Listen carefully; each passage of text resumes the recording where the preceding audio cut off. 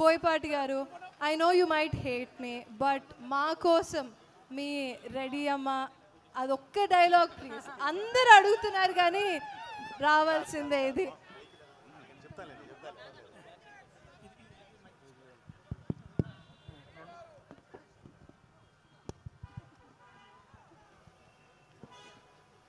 బోయపాటి గారు, వెహికల్ ఎలా ఉంది?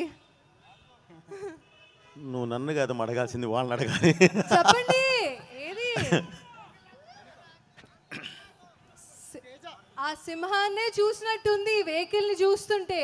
బాలయ్య గారు నడిపారు ఆ వెహికల్ సినిమా అంతా అంటే అమ్మో నా గూస్ బంప్సే వస్తున్నాయి. Boyapati garu, can we do a quick rapid fire? నేను మీకు ఫస్ట్ మైండ్లోకి నేను ఈ క్వశ్చన్ అడగగానే ఏమొస్తుందో చెప్తే will be very happy. One action sequence that you still feel proud of.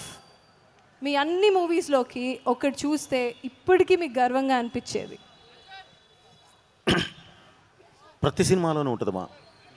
అట్లాంటి సినిమాలు తీస్తారు మరి. అలా కాదమ్మా, నేను భద్రా నుంచి స్టార్ట్ చేశాను. భద్రా నుంచి స్టార్ట్ చేసినప్పుడు మీరు ఒక్కొక్క దానిలో ఒక్కొక్క పార్శ్యం ఉంటుంది. ఓకేమా? భద్రాలో ఫస్ట్ నీకు ఒక 16 తాడి చెట్లు ఉంటాయి, వాటి మధ్య నుంచి ఒక 8 సుమోసులు ఎగుస్తాయి. అది ఫస్ట్ టైం, అది ఎట్ ఏ టైం లేకపోవడం అంటే బ్లాస్ట్ కాదు, దానిలోంచి వచ్చి జంప్ చేసేది. అది ఫస్ట్ టైం మన ఇండస్ట్రీలో మనమే చేసాం అది. ఓకేమా? అలాంటి ఒక్కొక్క దానిలో ఒక్కొక్క విధంగా, ఒక్కొక్క దానిలో ఒక్కొక్క విధంగా emotion కనెక్షన్స్తో ఉంటాయమ్మా.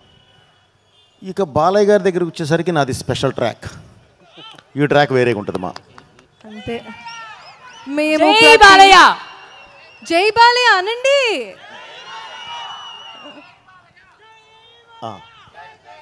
One hero you would believe you bat the best out of. Okay అమ్మా, నేను మాట్లాడతాను రైగా. ఓకే, నన్ను వదిలేయండి. అలా కాదండి, అందరూ ఈరోజు ఈ వెహికల్ని పరిచయం చేసిన ఈ కార్యక్రమానికి వెహికల్ డెలివరీ లేట్ అయింది. ఓన్లీ 3 to 5 daysలో డే అండ్ నైట్ ఇవన్నీ తెప్పించి అప్పటికప్పుడు చేశాడు తను. డే అండ్ నైట్ నిద్ర కూడా పోకుండా. దానికి మాత్రం 100కి 100% అభినందించాల్సిందే. సో మీరు ఆ వెహికల్ చూస్తుంటే చాలా ప్రౌడ్గా ఉంటుంది. రేపు థియేటర్లో కూడా ఎందుకు ఈ వెహికల్ మళ్ళీ ఫ్రెష్ తెప్పించి ఈ యాక్షన్లో దీన్ని అంత ఇదిగా ఎందుకు యూజ్ చేశాము అనేది రేపు మీరు చూసినప్పుడు నిజంగా చాలా ప్రౌడ్గా ఫీల్ అవుతారు.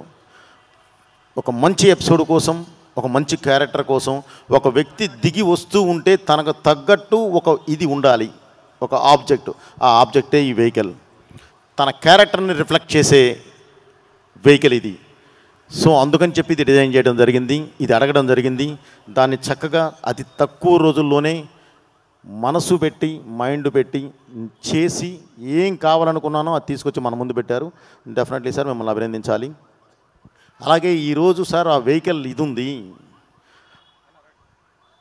చిన్న ఆ వెహికల్ మనం అభిమానులందరి ముందు ఈ వెహికల్ ఈ సినిమాలో వాడాము అని చెప్పడం కోసం అని చెప్పి మనం ఒక చిన్న స్టేజ్ ఏర్పాటు చేశాను సార్, మీరు వస్తే బాగుంటుంది అని అంటే ఓకే వెళ్ళేసేసి ఒకసారి వద్దాములే అని అంటే ఇక్కడికి వచ్చి చూస్తే ఇదేదో ఒక భారీ పెద్ద సెటప్లా చేసి పెట్టారు ఆయన. సో ఇదే కాదు, జనక్ సమర్ అనేవాడు ఏది చేసినా బిగ్ సెటప్పే ఉంటుంది. అది వెహికల్ అయినా ఇదిగో ఇలాంటి స్టేజ్ అయినా. సో అప్పుడు అనిపించింది ఏది చేసినా తను ఒకేలా చేస్తాడు ఓకే అనిపించింది. ఆ స్పాన్సర్ చూస్తే గుండె అయిపోయింది, అంతమంది ఉన్నారు. ఓకే అండి. సో ఈరోజు ఈ వేదికకి వచ్చిన ప్రతి ఒక్కళ్ళకి మళ్ళీ నా కృతజ్ఞత తెలియజేస్తూ, వీరు యాక్చువల్లీ